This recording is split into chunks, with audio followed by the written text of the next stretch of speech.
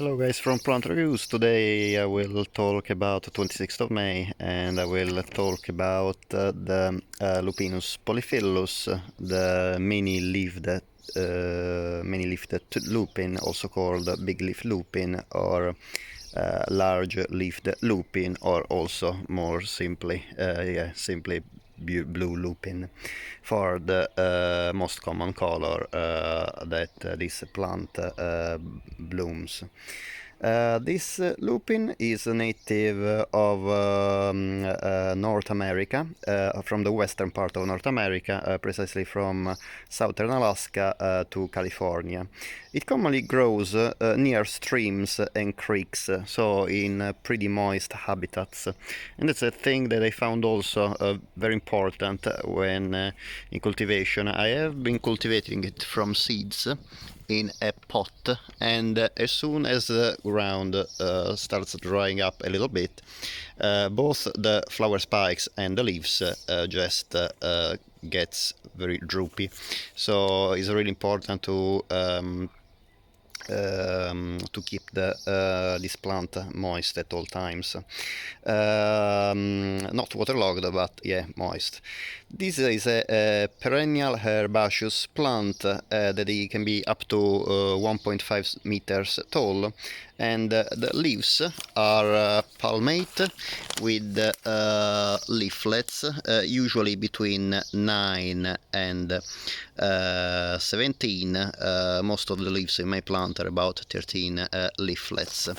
The foliage is bright green, smooth on the surface, however, on the upper surface, however, it is finely haired on the lower surface of the leaves. The leaves are quite lanceolated. The leaflets are quite lanceolated in shape, as you can see. The name lupin comes from the Latin that means wolvish, in reference to the fact that at first it was supposed that this plant was actually stealing nutrients from the ground, basically exhausting the nutrients in the ground, while actually the opposite is true, because lupins that belong to the family Fabaceae, so the pea family, and like many members of the pea family, they have a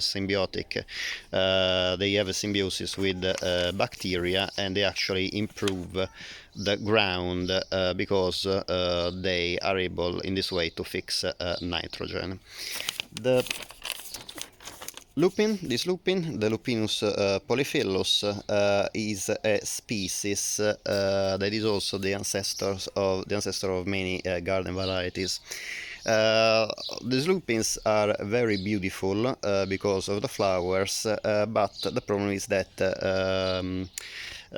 due to their beauty, has been introduced in many countries. However, they are also very invasive, because you can see how many flowers a plant can produce. Well, most of these flowers will produce seeds, 2, 3 or more seeds per flower, and see how many flowers are on a flower spike. So it's easily understandable how easily this plant can spread. This plant is already been considered invasive in North America, because it was introduced from the western part to the eastern part, where another species of lupin is native, the sundial lupin, the Lupinus perennis, and due to the fact that basically invaded the area of Lupinus perennis, competing with the territory and also hybridizing with it, led the other species to decrease in numbers, and the problem was that this species, the Lupinus perennis, was the main food of the Carner blue butterfly, therefore endangering this already rare butterfly. On the top of being invasive in North America, lupins have been introduced in many other countries, becoming a pest in New Zealand, especially in the South Island, where you can see beautiful landscapes full of colorful lupins in bloom in many postcards and in many pictures. However, again, the numbers with which these plants can increase in time is really incredible. And also it is considered a pest in Europe as well, especially in Lithuania, in Sweden, in Norway, in Iceland, and has been also naturalized in many parts of the UK, especially in Scotland. The flowers are the typical flowers that of the pea family.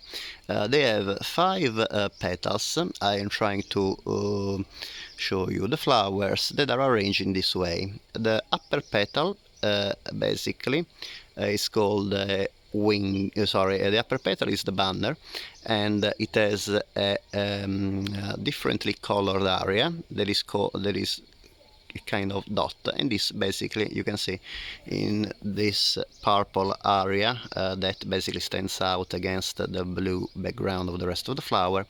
This signals the pollinator where he can find the nectar. So the 2 lateral flowers I show you here. The 2 lateral flowers, the 2 lateral petals are called the wings, and they completely enclose the bottom petals that basically are fused together in a structure called the wheel. Yes, this pointed part, you see better now in the background, is called the wheel, and in the wheel it's enclosed the nectar, the stamen and the stigma, so all the sexual part of the flower. It is considered a bit strange while the lupins have evolved this kind of flower that basically makes so hidden the sexual parts of the plants. However, has been considered possibly this is the best way to reduce the amount of nectar as much as possible produced per flower, so it is energy saving for the plants and still allowing the flower to give access to the body of pollinators that are mainly bumblebees and bees in these plants. This is a garden plant that is one of the most loved, as you can imagine, by pollinators. The story of the lupins in the UK starts in 1820, where when these plants were brought to the country by David Douglas, a famous plant hunter back then. And 100 years later, one horticulturist called Russell George Russell indeed decided to basically start selecting the Lupinus polyphyllus with its beautiful flower spike for improving the size of the flower spikes, the diameter and the overall flower count, and also to increase the range of color, that because back then was only available in the most common blue form, that is the blue and the purple. In addition to the beautiful color, anyway, I like a lot blue and purple flowers, and you can see how beautiful are the flowers and how gorgeous are the blue and purple tones of the flowers. This lupin is also fragrant. However, the fragrance isn't really my cup of tea. So I would say it is very peppery and quite pungent. Bumblebees and bees seem evidently to like it. Me, not much. Anyway, it's not a very intense fragrance. You really need to stick the nose close to the flower to smell it. The lupin flower opens from the bottom to the top, as you can see. Here we have some spent flowers that are already developing a seed pod. You can see here, that's a seed pod now forming. The keel is the part that will start developing as a seed pod. Then continue to open upwards, and at the top you see some still flowers in buds. The total height is the height of the of the flower spike is really long. This is a wild Lupinus polyphyllus, but obviously the garden hybrids have a much longer and much denser flower spike. However, I think that the wild the wild species somehow is more elegant than the biggest and boldest hybrids that anyway are still absolutely beautiful. If you like a very strong touch of colors in your garden.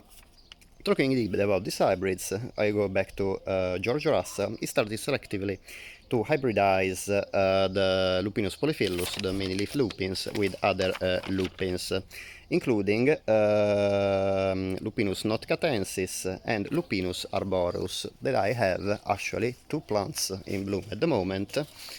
Here, that's a yellow form, and I have also a purple form.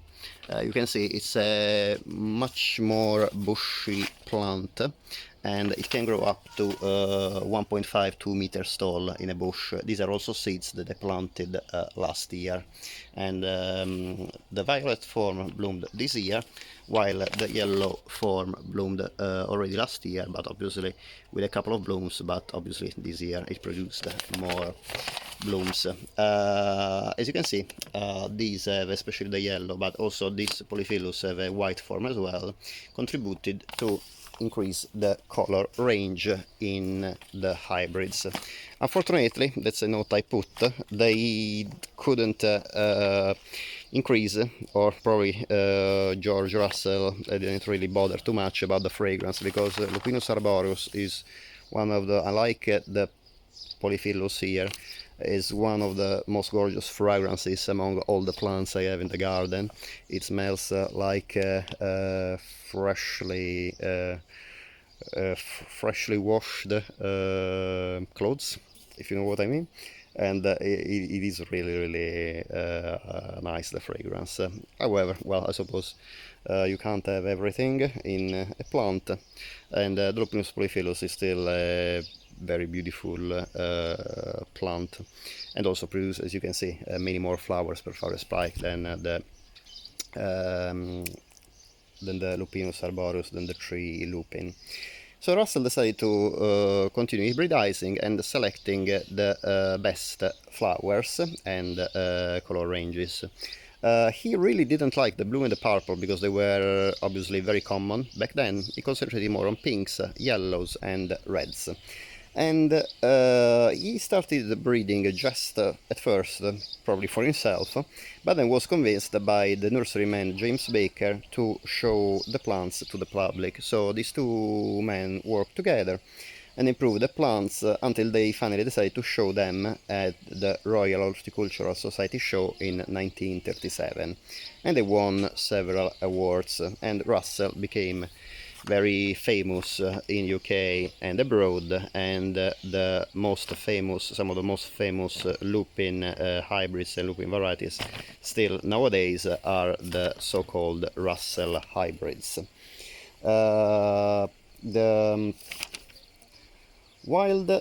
These wild lupin are very toxic, the Lupinus polyphyllus and actually the tree lupin as well. While some other lupins are used as crops, the wild form of the polyphyllus, of the many-leafed lupin, it is very toxic, and this is also one of the main reasons of endangering the cardinal butterfly, because the cardinal blue butterfly, because that this butterfly feeds on the Lupinus perennis, but is not able to feed on the Lupinus polyphyllus, probably due to the toxicity of this plant, mainly due to isoflavones and alkaloids. However, some strains of the Lupinus polyphyllus have been selected that are much less toxic and are used as crops for humans. However, please remember that all Lupinus polyphyllus and hybrids used in gardens are very toxic, so again, my usual recommendation, do not try to eat any part of the plants in the garden unless you are very sure that you can. Talking about the culture of these plant, well, I will tell you another thing before passing to the culture about the food crops. Lupins are eaten in many countries. Like me, I come from Italy, and are very popular in Italy as well as in Greece and other Mediterranean countries. However, it has been studied that they can give a cross allergy to people who are allergic to peanuts. Therefore now lupins need to be considered as allergens in foods. So if you are allergic to peanuts or you know that you are allergic to lupins, obviously do not eat anything with lupins, and I would not even recommend to put these plants obviously in the garden. I know that people allergic to peanuts are very sensitive even to minuscule parts of allergen, of peanut allergen in the air. About the cultivation of this plant, this is a very easy plant to cultivate. I got the seeds online and from Chiltern Seeds, and I planted them last year. Last year they grew quite a bit, but didn't bloom at all. Instead, this year I have on 2 plants I have a total of 1, 2, 3, 4, 5, 6, 7 flower spikes. So I am very happy, and there's actually a flower spike coming up as well. So 8 in total at the moment. Probably they will, hopefully they will have some more blooms in the next few weeks as well. These plants ideally need full sun, can tolerate partial shade, but the more sun the better it is. Indeed, I have this plant in the sunniest part of the garden, this spot, and is really liking it. The problem, as I said, is that it really needs moist soil, not waterlogged, but needs to be kept moist.